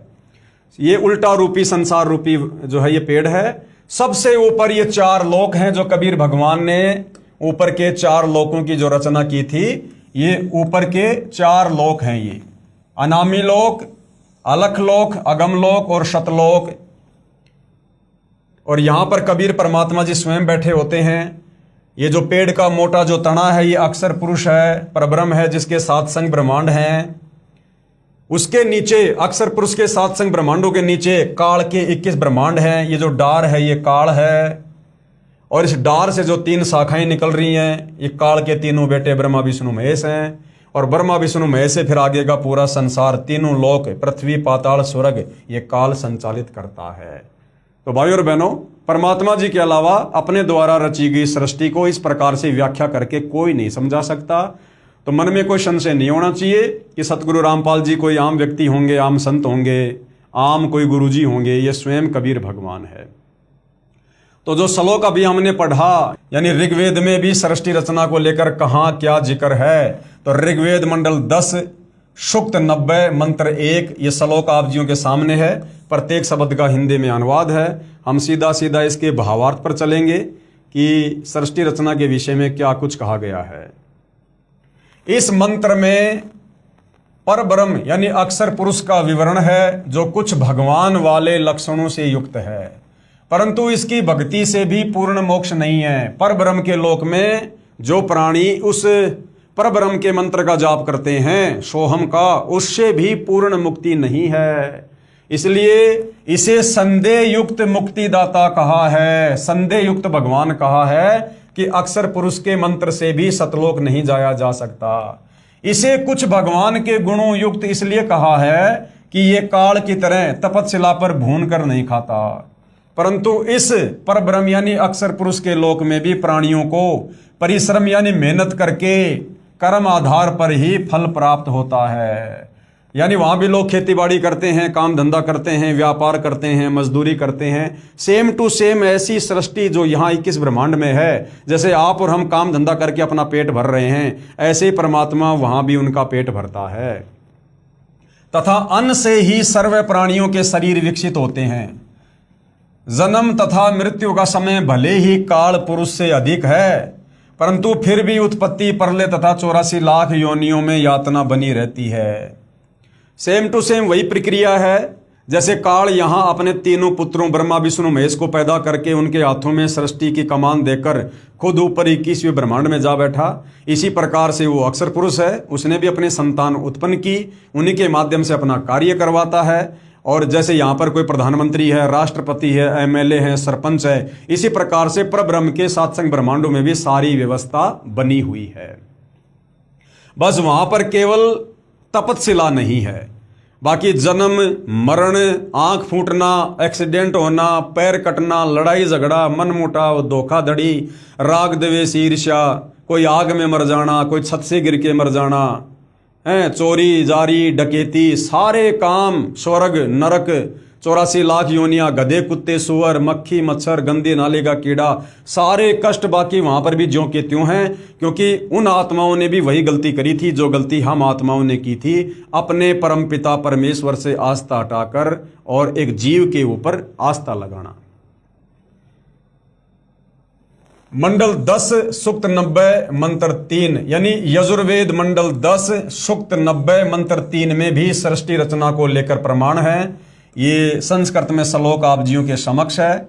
गुरुदेव ने प्रत्येक शब्द का हिंदी में अनुवाद करके समझाया हुआ है। हम सीधे सीधे भावार्थ पे चलेंगे।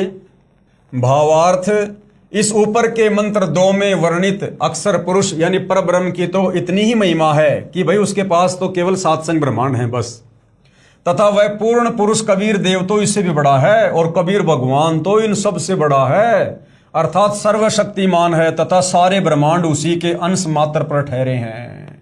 अंश मात्र पर यानी कबीर परमात्मा इतने सर्वशक्तिमान हैं कि इस पर ब्रह्म के 7 संग ब्रह्मांड और काल के 21 ब्रह्मांड, ये तो ऊपर के जो 4 लोक हैं, अविनाशी लोक, शतलोक, अगम लोक, अनामी लोक, तो शतलोक में जो एक द्वीप है, एक द्वीप से भी थोड़ा व्यास, थोड़ी जगह इन ब्रह्मांडों की है।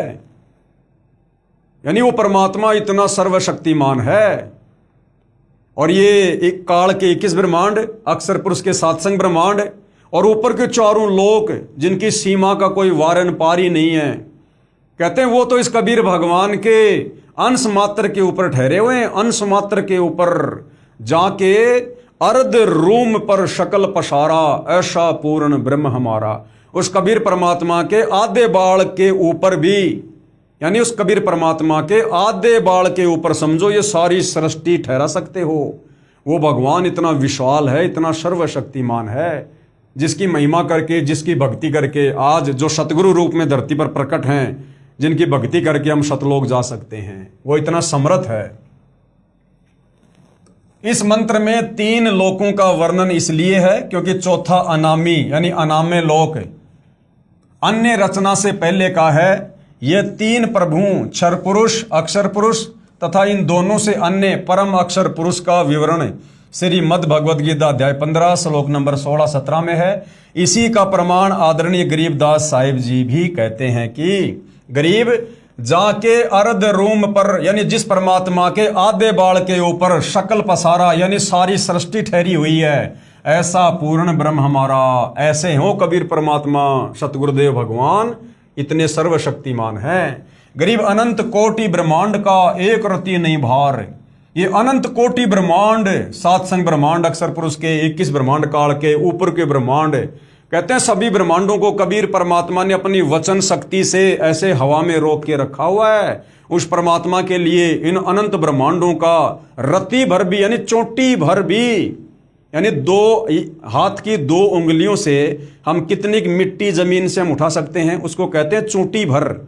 उस परमात्मा के लिए तो इतना भी वजन नहीं है, यानी आधा ग्राम वजन भी नहीं है उस परमात्मा के लिए, जो इतने सारे ब्रह्मांड, सारी सृष्टि को परमात्मा ने हवा में रोक रखा है।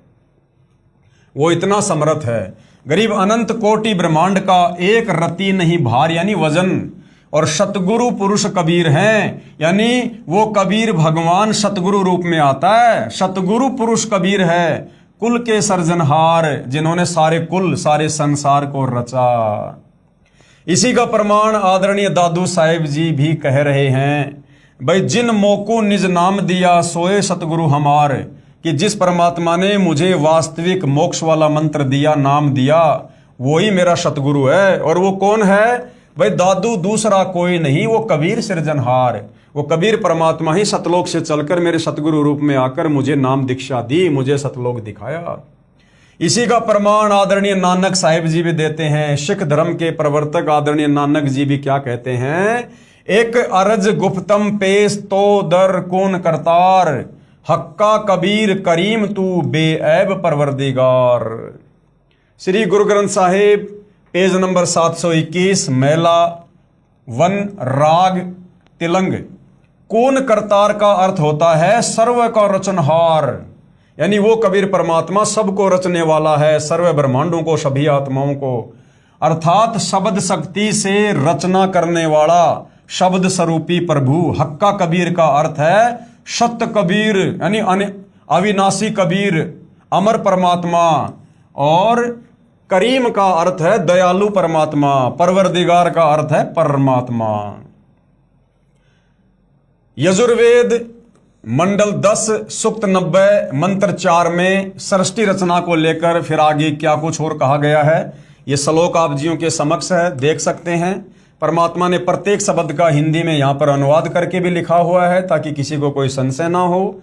हम सीधा सीधा इसके भावार्थ पर चलेंगे। ये भावार्थ है, यही सर्व सृष्टि रचनहार प्रभु यानी कबीर भगवान अपनी रचना के ऊपर के हिस्से में तीनों स्थानों शतलोक, अलखलोक और अगमलोक में 3 रूप में स्वयं प्रकट होता है। देखो भाई और बहनों, यजुर्वेद साफ साफ प्रमाण दे रहा है, जो हमने शुरू में सृष्टि रचना में पढ़ा कि सबसे पहले कबीर परमात्मा अकेले थे अनामी लोक में, फिर नीचे के 3 लोकों की रचना की, अगम लोक, अलख लोक, शतलोक, फिर तीनों लोकों में परमात्मा अपना रूपांतरण करके खुद ही विराजमान हुए। उसी का प्रमाण यहाँ पर यजुर्वेद में है। यही सर्व सृष्टि रचनहार भगवान अपनी रचना के ऊपर के यानी काल के 21 ब्रह्मांड को रचकर और अक्षर पुरुष के 7 संग ब्रह्मांडों की रचना करके फिर ऊपर के जो लोक हैं तीनों, ऊपर के हिस्से में तीनों स्थानों पर यानी सतलोक में, अलखलोक में और अगमलोक में 3 रूप में स्वयं प्रकट होता है। सतलोक में सत्य पुरुष के रूप में, अलखलोक में अलग पुरुष के रूप में और अगम लोक में अगम पुरुष के रूप में। ऊपर के हिस्से में तीनों स्थानों पर सतलोक, अलखलोक, अगम लोक में तीन रूप में स्वयं प्रकट होता है, अर्थात स्वयं ही विराजमान है। यहां अनामी लोक का वर्णन इसलिए नहीं किया गया क्योंकि अनामी लोक में कोई रचना नहीं है।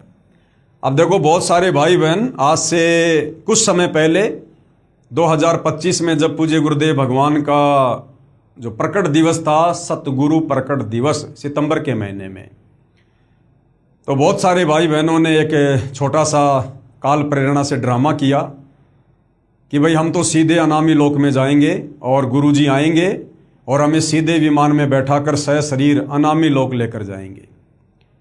तो आप और हम साथ संगति से जुड़े भाई बहन यही कहा करते थे कि भाई ऐसी गलतफहमी में मत रहो, पहले इस ज्ञान को अच्छे से समझ लो, पहले सृष्टि की रचना को अच्छे से समझ लो। अनामी लोक में कोई रचना नहीं है और परमात्मा ने जिन आत्माओं को एक बार पैदा कर दिया सतलोक में, उन आत्माओं को परमात्मा फिर कभी नष्ट नहीं करता है। वो आत्मा सदा सदा के लिए, जब तक भगवान रहेगा, और भगवान अजर-ओ-अमर है, अविनाशी है, तब तक हम सभी आत्माएं जो सतलोक में उत्पन्न कर दी गई हैं, इस काल लोक से मुक्त होकर और अक्षर पुरुष के लोक से मुक्त होकर हम उन ऊपर के अविनाशी लोकों में रहेंगे, तीनों लोकों में, सतलोक में, अलखलोक में, अगम लोक में। हमें परमात्मा कभी भी नष्ट नहीं करेगा, आत्मा को कभी भी नष्ट नहीं करेगा, क्योंकि आत्मा को भी अविनाशी की संज्ञा दी गई है। अगर आत्मा को परमात्मा नष्ट करेगा तो फिर वो परमात्मा झूठा साबित हो जाता है। तो सतलोक में भाइयों और बहनों किसी प्रकार की कोई सृष्टि नहीं है, कोई रचना नहीं है, यहां परमात्मा ने स्पष्ट कर दिया है। और वाणी भी है परमात्मा की कि लोक अनामी जावेगी, वहां कोन्या मिले चौबारे, आत्मा और परमात्मा वहां कोन्या रहते न्यारे। अनामी लोक में आत्मा और परमात्मा अलग अलग नहीं रहते, अर्थात अनामी लोक में आत्माएं नहीं हैं। नीचे के लोकों में आत्मा और परमात्मा अलग अलग रहते हैं, लेकिन अनामी लोक में केवल सर्वप्रथम वहां पर परमात्मा थे, उसके बाद परमात्मा ने सृष्टि की रचना तो नीचे के लोकों में की है। सर्वप्रथम परमात्मा ने सतलोक में सृष्टि की रचना की, आत्माओं की उत्पत्ति की। तो अनामी लोक में तो केवल परमात्मा शुरुआत में अकेले रहा करते थे, उसके बाद परमात्मा ने सृष्टि तो नीचे रची है। तो यहां देखिए, आज उस बात का यह प्रमाण भी आ गया है कि यहां अनामी लोक का वर्णन इसलिए नहीं किया क्योंकि अनामी लोक में कोई रचना नहीं है। जब रचना नहीं है तो फिर आत्मा क्या करेंगे वहां पर? अब जंगल में बैठ के फिर हम क्या करेंगे? तथा अकय अनामे लोक शेष रचना से पूर्व का है, यानी नीचे के तीन लोक रचने से पहले का है वो। फिर कहा है कि उसी परमात्मा के सतलोक से बिछुड़कर नीचे के ब्रह्म यानी काल और परब्रह्म यानी अक्षर पुरुष के लोक उत्पन्न होते हैं, और वह पूर्ण परमात्मा खाने वाले ब्रह्म, अर्थात ये जो तपतशिला पर हमें भून भून के खाता है, इसको इसलिए क्या कहा? खाने वाला भगवान ब्रह्म। और वह पूर्ण परमात्मा यानी कबीर देव खाने वाले ब्रह्म अर्थात काल से, क्योंकि ब्रह्म काल विराट श्रापवश 1,00,000 मानव शरीरधारी प्राणियों को खाता है, इसलिए काल को, इस ब्रह्म को खाने वाला भगवान कहा है। तथा न खाने वाले यानी ये परब्रह्म अक्षर पुरुष जो अपने लोक की आत्माओं को तपतशिला पे भून भून के नहीं खाता है, तथा न खाने वाले परब्रह्म अर्थात अक्षर पुरुष से परब्रह्म प्राणियों को खाता नहीं, परंतु जन्म मृत्यु और ये कर्म दंड जो का त्यों बना रहता है, उनसे भी ऊपर सर्वत्र व्याप्त है। यानी कबीर परमात्मा तो इन दोनों भगवानों क्षर पुरुष और अक्षर पुरुष से भी ऊपर सर्वत्र व्याप्त है। तथा इस पूर्ण परमात्मा की प्रभुता सर्व के ऊपर है। कबीर परमेश्वर ही कुल का मालिक है, जिसने अपनी शक्ति को सभी के ऊपर फैलाया है, जैसे सूर्य अपने प्रकाश को सभी के ऊपर फैलाकर प्रभावित करता है, ऐसे पूर्ण परमात्मा ने अपनी शक्ति रूपी रेंज यानी क्षमता को सर्व ब्रह्मांडों को नियंत्रित रखने के लिए छोड़ा हुआ है। जैसे मोबाइल फोन का टावर एक देशीय होते हुए यानी एक जगह होते हुए अपनी शक्ति अर्थात मोबाइल फोन की रेंज चारों ओर फैलाए रहता है, इसी प्रकार पूर्ण प्रभु कबीर देव ने अपनी निराकार शक्ति सर्वव्यापक की है, जिससे पूर्ण परमात्मा सर्व ब्रह्मांडों को एक स्थान पर बैठकर नियंत्रित रखता है। इसी का प्रमाण आदरणीय गरीबदास जी महाराज दे रहे हैं, अमृतवाणी राग कल्याण।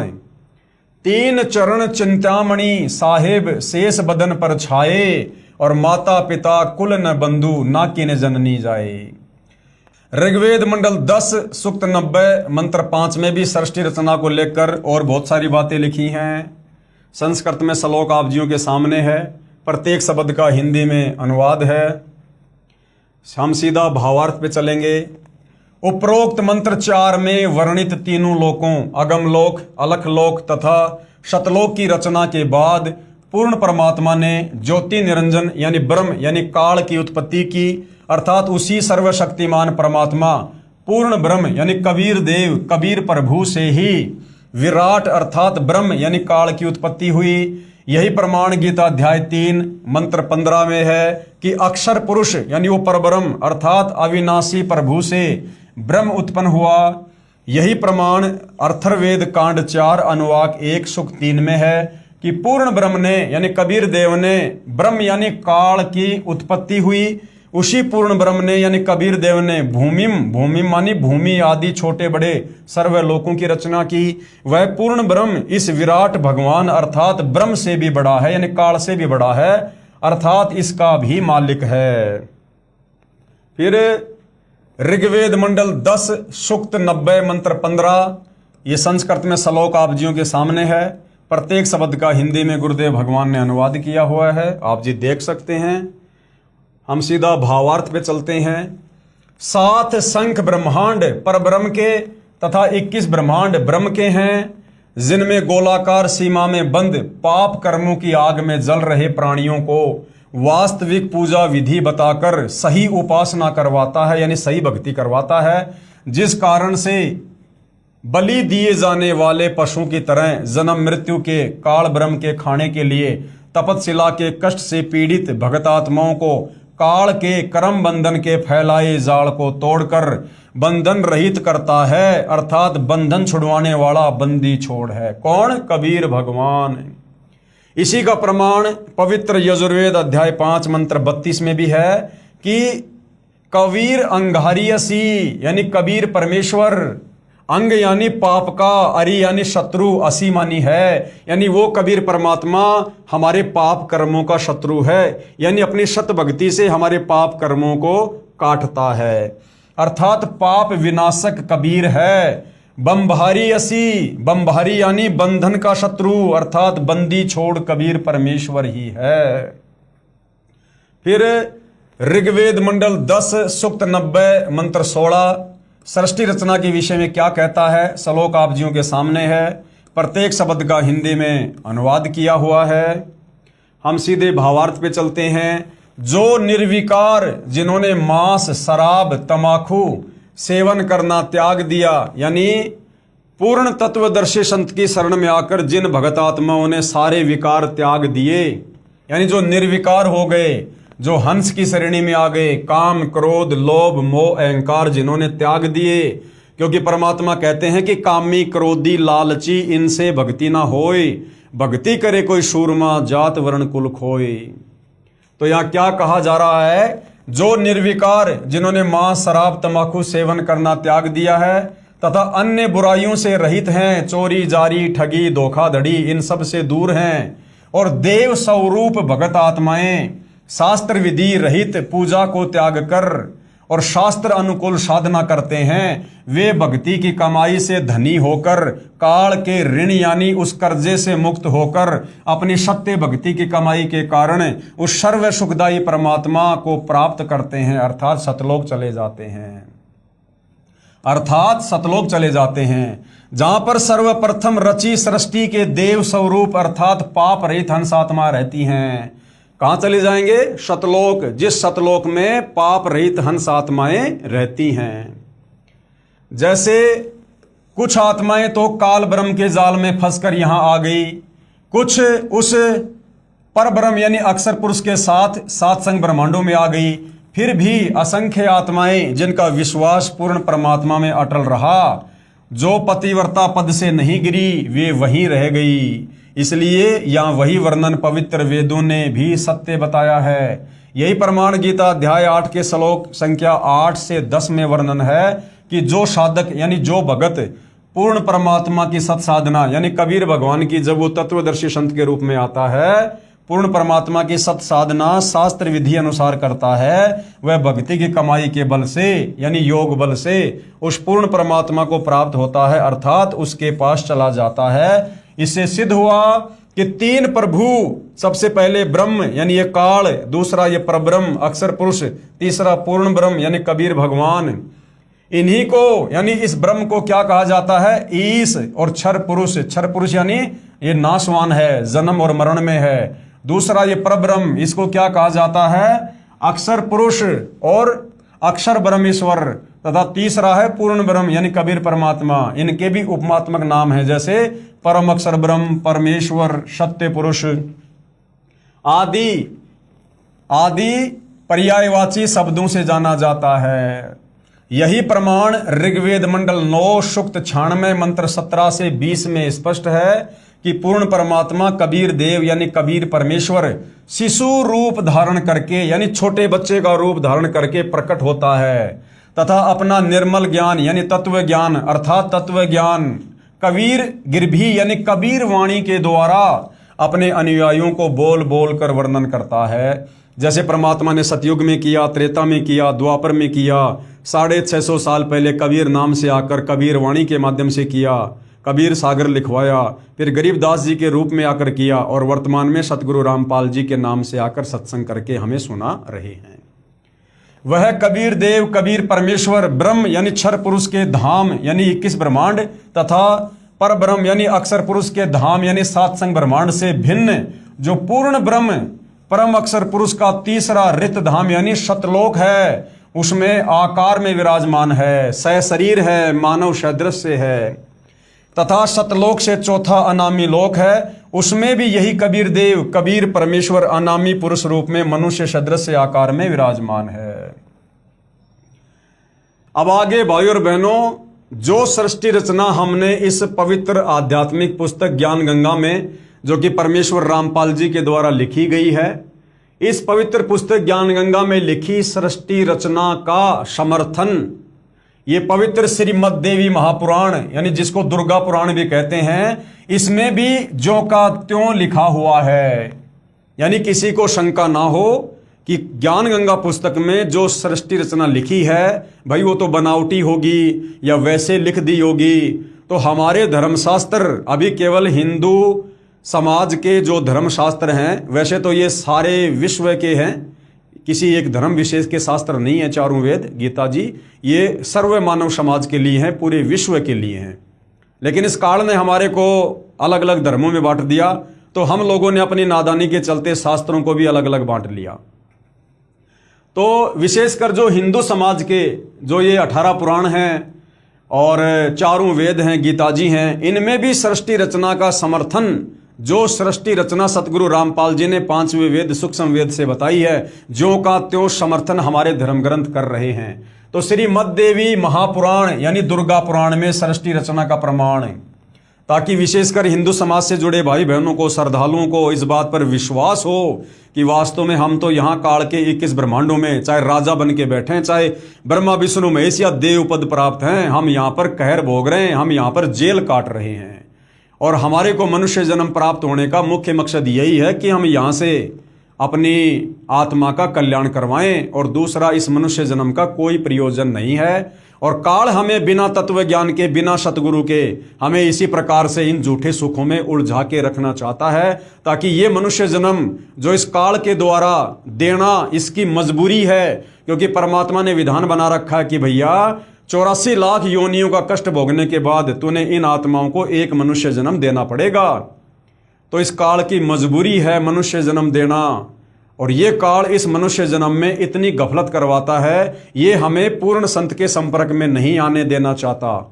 अपने नकली संत आचार्य शंकराचार्य मुल्ला मौलवी पोप पादरी ये भेज भेज कर हमें शत भक्ति से दूर करता है और शास्त्र विरुद्ध साधना पर लगा के रखता है। कर्म कांड, ये तीर्थों की पूजा, धामों की पूजा, पेड़ों की पूजा, पर्वतों की पूजा, मंदिर मस्जिद चर्च गुरुद्वारे, ये सब इस काल का भयंकर जाल है, ताकि हम इस समय जब हम मनुष्य जन्म में हों, हम किसी पूर्ण संत के संपर्क में ना आ जाएं, हमें सृष्टि रचना की जानकारी ना हो जाए और हम काल के 21 ब्रह्मांड से बाहर ना निकल जाएं, वरना फिर ये खाएगा क्या, इसको अपने भोजन की चिंता है। इसलिए भाइयों और बहनों, ये इतना चिंतित रहता है और हमें भक्ति से दूर बैठा के रखता है। लेकिन वो दयालु परमात्मा, रहनुमा परमात्मा, वो करीम अल्लाह, सारी सृष्टि का मालिक, कबीर देव, कबीर भगवान, जिनके हम सभी संतान हैं, वो परमेश्वर आप और हम पर दया युक्त होकर और एक तत्वदर्शी संत का चोला धारण करके अपने तेजोमय शरीर को हल्का करके परमात्मा यहाँ पर मनुष्य दृश्य रूप में प्रकट होता है और हमें अपने सतज्ञान से परिचित करवाता है, हमें ज्ञान सुनाता है, सृष्टि रचना बताता है और हमारी आत्मा में कोई संशय ना हो इसके लिए सर्व धर्म शास्त्रों से प्रमाणित भी करता है। और जो अधिकारी आत्मा होती हैं, जिनका इस काल के लोक से झंझट समाप्त होना होगा, उन आत्माओं को परमेश्वर अवश्य अपना ज्ञान समझाते हैं, उनकी बुद्धि अवश्य उनके संस्कारवश ओपन होती है और वो आत्माएं अपनी आत्मा का कल्याण करवा लेती हैं। तो आप सभी भाई बहनों से प्रार्थना है, विनती है, अगर किसी के संस्कार कमज़ोर हैं, समझ में नहीं आ रही ये बात, तो वर्तमान में संस्कारों को मजबूत बनाया जा सकता है, क्योंकि संस्कार मजबूत बनते हैं पूर्ण संत की शरण में आकर शास्त्र अनुकूल शत भक्ति करने से। तो आज मौका है सतगुरु रामपाल जी के ज्ञान को जैसा भी आपको समझ में आ रहा है थोड़ा बहुत समझकर और तुरंत सतगुरु रामपाल जी से दीक्षा प्राप्त करें और आगे भक्ति मार्ग में कदम बढ़ाएं, ताकि भाई और बहनों ये असंख्य जन्मों का कष्ट हमारा समाप्त हो सके। तो भाई और बहनों, आज के इस वीडियो में केवल इतना ही, जो पवित्र पुस्तक ज्ञान गंगा के ऊपर बनाए जा रहे हैं। सृष्टि रचना का ये प्रकरण चल रहा है, तो अगले वीडियो में हम सृष्टि रचना का हमारे धर्मशास्त्रों में कहाँ जो है सबूत है, प्रमाण है, वो हम श्री पवित्र मद देवी महापुराण में देखेंगे, समझेंगे और हमारे विश्वास को हम दृढ़ करेंगे। तो आज के वीडियो में केवल इतना ही। पूज्य गुरुदेव भगवान हम सभी को आशीर्वाद दें, आज्ञा दें, सद्बुद्धि दें, हमारा मार्गदर्शन करें, हमें भ्रमने भटकने से बचाएं और इस पवित्र पुस्तक ज्ञान गंगा के अनमोल तत्व ज्ञान को हमें समझने की शक्ति प्रदान करें, आशीर्वाद दें। बंदी छोड़ सतगुरु रामपाल जी परमेश्वर जी की जय हो।